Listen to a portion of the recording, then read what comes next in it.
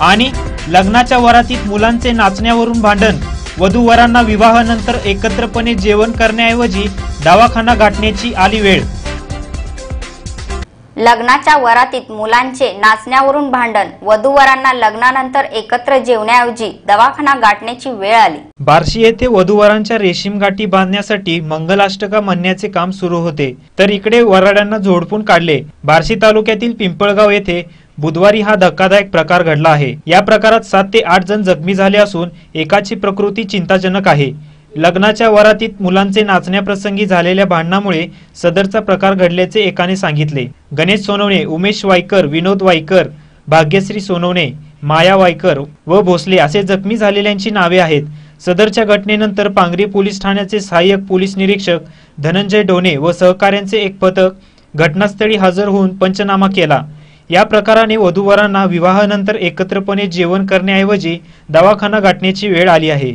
बुधवारी दिनांक 19 रोजी दुपारी 12:30च्या सुमारास सासवड तालुका पुरंदर जिल्हा पुणे येथील चिरंजीव उमेश वायकर आणि कुमारी आराध्या भोळे राहणार पिंपळगाव यांचा विवाह पवार वस्ती येथे मुलीच्या घरासमोर सुरू होता।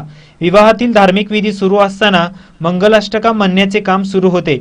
छायाचित्रकार चित्रण करत होता, तर त्याचवेळी काही जणांचा जमाव लग्न सुरू असलेल्या ठिकाणी आला।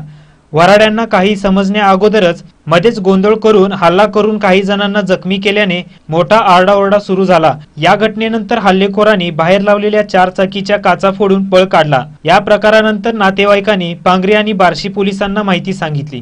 त्यांनी सोनं लुटलेले आणि असं करणं चुकीचं आहे। गोरगरिबाच्या लग्नात असं करणं लय चुकीचं आहे। ते त्याचे आई वडील पूर्ण रडायला लागलेत। आज त्यांचा 2-3 लाख रुपये खर्च झालाय। जेवण स्वयंपाक तसंच पडलेलं आहे, तरी इथल्या लोकांनी कसलाच विषय घेतला नाही। फक्त त्यांचा विषय होता लग्नात वाटोळं करायचं, लग्नाचे लोकांना लुटवायचा, दागिने लुटायचा, हाच प्रयत्न त्यांनी केलेला आहे। अक्षता चालू असताना ना त्या लोकांना मारामारी करायला सुरुवात केली, म्हणून मी म्हटलं आमच्या गाडीवर दगड घातलाय कशामुळं, आणि पोरांना आमच्या मारलं दोन्ही, माझ्या 2 मुलांना आणि मला आणि माझ्या मिस्टरांना दोघांना वार करायला सुरुवात। हा, माझ्या भावाला पण मारलं। का कशामुळे? त्यांचा प्लॅन काय होता? त्यांचा काय प्लॅन होता? त्यांचा प्लॅन असा होता की पूर्णपणे लग्न असताना पूर्णपणे त्या लोकांनी, गावकरी लोकांनी, इथले जे लोक जोशाचे आहेत ना त्या लोकांनी पूर्ण गाव हा मंडप हँडल केला। लाकडं घेतले, अजून दगड घेतले आणि त्यांचा प्रयत्न होता फक्त हे लग्नातले जे लोक आहेत ना त्यांना लुटायचा। त्या आमच्या बहिणीचे काहीतरी डाग गेलेत, बाकीचे 2-3 बायांचे डाग गेलेत। या बातमीचे वृत्त संकलन केले आहे आमचे प्रतिनिधी भैरवनाथ चौधरी यांनी।